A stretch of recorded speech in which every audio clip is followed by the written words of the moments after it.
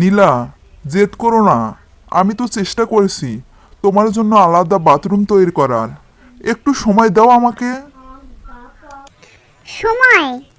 এখানে এক মুহূর্ত থাকা আমার জন্য নরকবাসের মতো।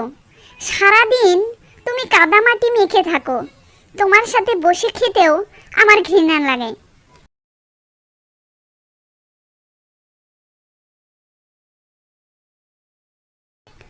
মা নীলা, তুমি চলে গেলে আমার ছেলের মনটা ভেঙে যাবে। ও তোমাকে অনেক ভালোবাসে। ভালোবাসা দিয়ে পেট ভরে না মা, আমার দ্বারা এই গেয় জীবন সম্ভব না।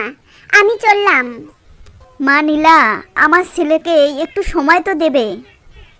আপনি কেন বুঝতে চাইছেন না যে আমি এই গায়ে থাকতে পারবো না? আমি শহরের মেয়ে, শহরেই বেশ ভালো থাকবো। আপনি চান না আমি ভালো থাকি? আপনার ছেলে তো আমাকে ভালোবাসে, তাই আমাকে যেতে দাও, আমার পথ আটকিও না।